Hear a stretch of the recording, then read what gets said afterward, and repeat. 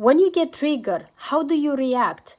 Do you withdraw and you shut off, or maybe you riposte and defend yourself, or maybe you take it by heart and you take it so personally that you suffer and you're hurting for so long time after that incident? You see, all of these are reactions of triggers that happening throughout your life, and those reactions are actually characteristics of your attachment styles. As maybe you heard me in my previous videos talking about the attachment styles, today I want to talk with you about how can we change and understand and change that attachment style to have better reaction, or actually become more conscious of our reactions.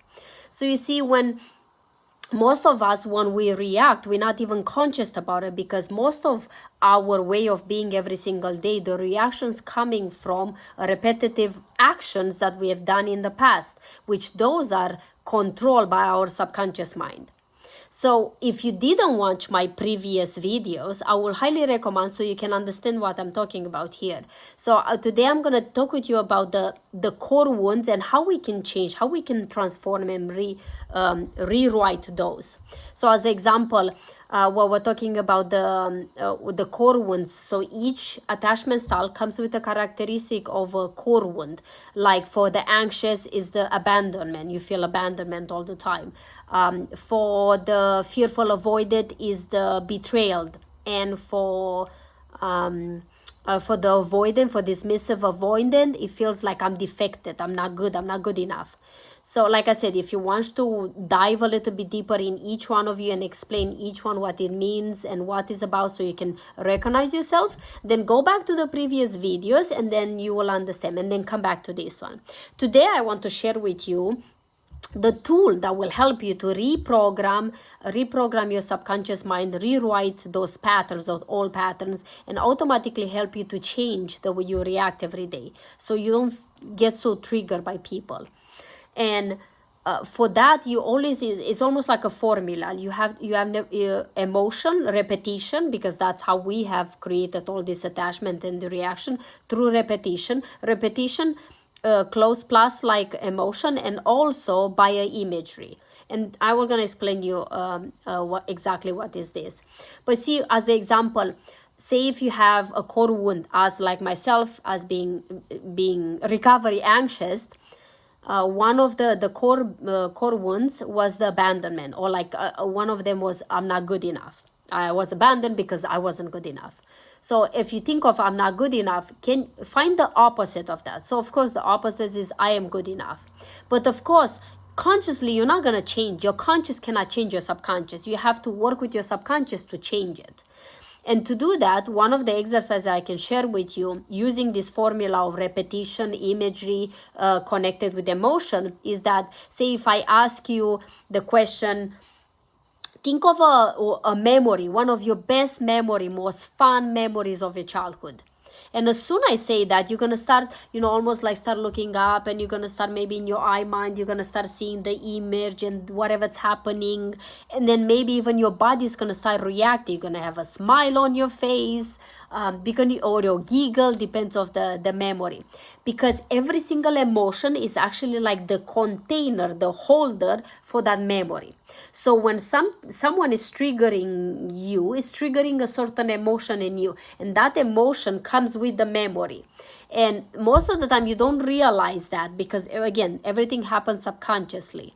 So the beauty of this exercise is that we're going to use that, the same formula that all your attachment styles and reaction were created, and the wounds were created, to actually rewire them by changing it in a different way. As an example, say if I say to you, if you say I'm not good enough, this is the core wound, and then we think of why I'm good enough. So you're going to close your eyes to go more in a relaxed, meditative state of mind, so you're not, disturbed by the outside. You start thinking, I will ask you to start thinking of at least 10 examples of proofs that you are good enough throughout your life.